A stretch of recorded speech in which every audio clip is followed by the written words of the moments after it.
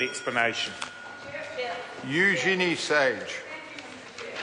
One of the most eloquent submissions that we had at Select Committee was actually the last submission, and that was from a Masters Ecology student, Lan Pham, from Otago University. And she said, and I quote, "You can acknowledge that the economic benefits which may stem from utilisation of resources contained in the EEZ and extended continental shelf may be enormous, but the ecological consequences associated with some activities would dwarf those economic benefits." So the costs, Mr Chair, associated with the Deepwater Horizon blowout in the Gulf of Mexico, and that of course was an exploratory well, not a production well, were well over US $15 billion. That reflects the huge environmental and economic risks associated with deep-sea oil drilling.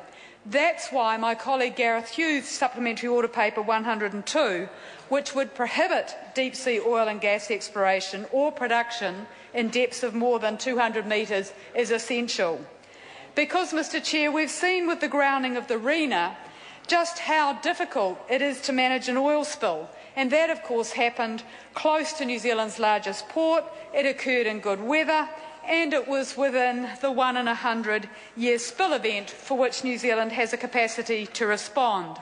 Now, Mr Chair, the government will claim that the bill is not about oil spills, and that's because it's in a state of denial that oil spills are a potential consequence of deep-sea oil exploration and oil drilling.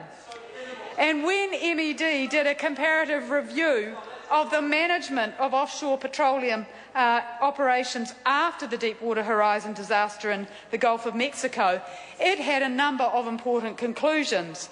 That review highlighted that these accidents, of course, were unpredictable and that we had very limited resources and expertise in New Zealand available to regulators to seek to control these sort of disasters.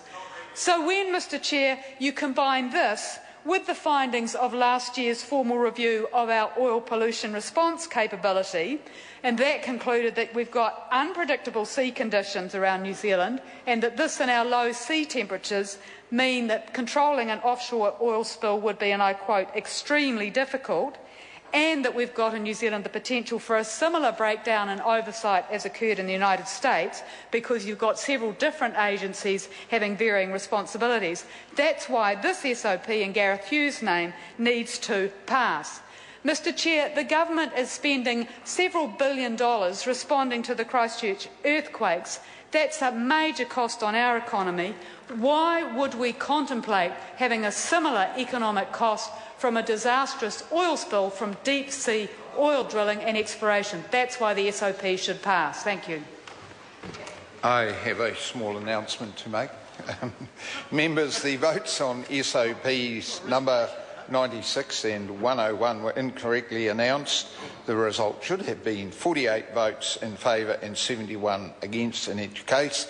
There is no change to the outcome of the vote, and the record will show the correct result. Now, my apologies to the House, and Moana Maki has the call. Thank you, Mr Chair, and I want to talk about